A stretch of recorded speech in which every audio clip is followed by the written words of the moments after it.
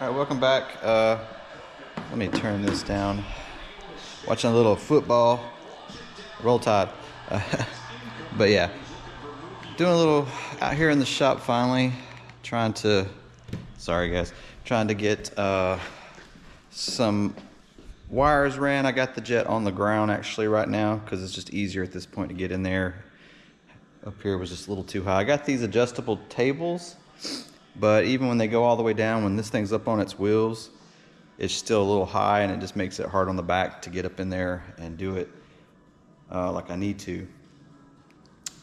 But if you set them all, take the wheels up and just set it on its belly, it's fine. It's perfect. But I need to be able to get into the gear bays and stuff, so I need to gear down. So, anyways, so I got a couple things I want to ask and poll the masses. Maybe somebody out there can make it work. But I'm gonna have to put this on my head. So give me a second here. So get this thing turned around. All right. So I've been wanting to try. Well, I've recently switched over to the Futaba DLPH power system. It's great. It's simple. It's what I want. I don't need a power box with all these crazy built-in features that I don't use when I got this nice radio. You know, nothing wrong with it. You know, a lot of people buy that stuff and spend a lot of money for the bling and don't really even use it. You know, so I try to keep it simple.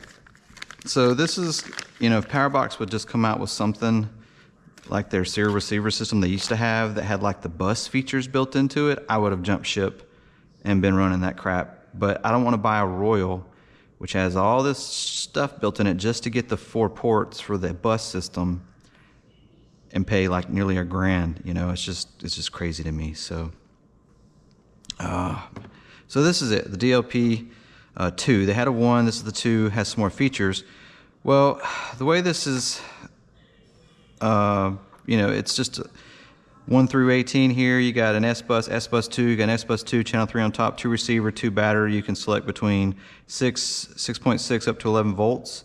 Nothing crazy, and this thing will handle like 60 amps. So you don't have to worry about it not handling your power. Or on these bigger planes. Jets, even this large jet doesn't have the power requirements as, say, like a massive 3D plane that's really getting stick banged, you know? So what I wanted to do, since the DLP 2 has this new thing, and I wanted to get away from Cortex. I mean, they're just expensive, they're hard to get, and Futaba has these nice little gyros, man, and now that they're bus, you know, it was a solution. So I wanted to try one. I had a couple people ask about them. You doing this setup because they want to switch? Well, I don't know how it worked on the 1, but on the 2, you're supposed to be able to plug, you know, your 2 receivers in here.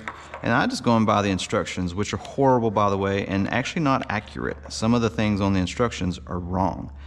That was the first issue. And then talking to a buddy that's a big Futaba guy over in the UK that does a lot of stuff with Futaba, you know, he said, you know, noted some things, and so the instructions were wrong for the US guys. He said his were right, but ours were wrong. So you got 2 receivers here, excuse the mess, you know, plug in the 2 batteries. And the way this is supposed to work, you're supposed to put your gyro in here on the S-Bus 2 port, and you plug your servos all in here. And then you just have this guy sitting out there sending the commands into the system here out to the servos. Well, to do this, you have to change this from the dual receiver mode. There's got 3 modes, and you can plug with the 32, and you can plug it right. You plug right into the back of the radio. You go into the system menu. There's actual DLPH2 menu. You do a recall like you would with the S-Bus servo. It brings it up and it gives you the option to change the mode and what these do. You can have them 1 through, what is it? 1 through, gosh, what'd they say? You know how it is, 1 through whatever, and then the 19 through whatever, you know, for the PWM channels. And to do it like this, it says that you have to set gyro mode. So you go from dual receiver, they're single, and then you go dual. Well, it's supposed to be dual, but it says gyro airplane. Put it in that. This thing will, and then you leave this 1 through whatever.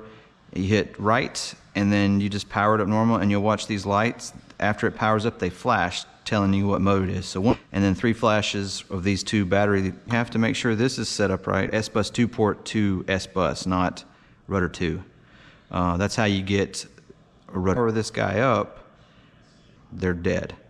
The gyro is not even initial. S-bus, you move this and you can see it flashing port P2 and put it in the gyro via the bus S-bus. So if anybody has any ideas, let me know, because I really want the gyro like normal, and they work great. I'm not going to lead coming run gyro. When I finally started to use them, I'm like, okay, I kind of see, there's some benefits to it when it's windy day. But other than that, it doesn't really do much for you. But because I couldn't get the gyro, the Cortex Pro 22 and my smaller Viper Jets Pro worked, I just not put it, but to the power system, and it just provides input, kind of like the Cortex Pro, where you run your receivers into the gyro and then a lead from the gyro down to that. I'll do that, but I'm not going to run, especially on something this large. I'm not going to run servos directly to this and everything. So, anyways, but if anybody knows or has set up a DLP H2 with the bus 553 setup, let me know and what you've done to make it work, because I wasted a whole day yesterday on this shit and I didn't get anywhere. So, but if I put it back in dual receiver mode, it works great. Everything's happy. I just don't have a gyro unless I put another gyro in. So, and I'm gonna, I'll keep playing. This is my spare one. I already got the other one in here, but maybe once this is done, I'll keep tinkering with it and see what I find. Because I'm gonna start doing some videos on futaba stuff, because I consider myself an experienced futaba user, nearly 30 years of using the radios, and I'm having issues of setting all this new shit up. I'm like, that's part of the reason why everybody's jumped ship. Trying to get help for futaba stuff is really hard. The instructions, a lot of times, are hard to understand, and in this case, there's errors, and they're just not right.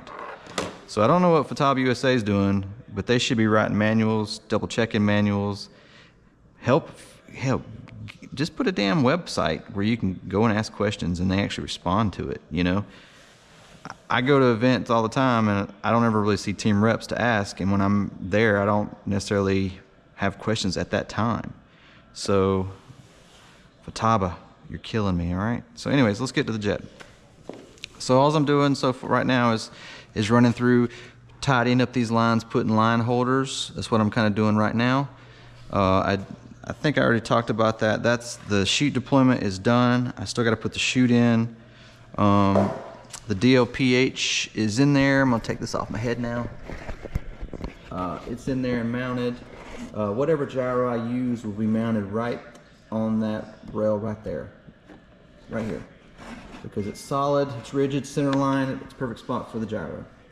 And now I am essentially gluing in my tidy strip servo wires and tidying up the fuel line with these 4mm clips all the way to right here. And then I'm going to start trimming these, putting the male ends on and plugging them into the DOPH. And then I'm going to go ahead and run all my wires forward, and the few wires like the canopy unlocks, what is this? This is, what are these? Oh, brakes.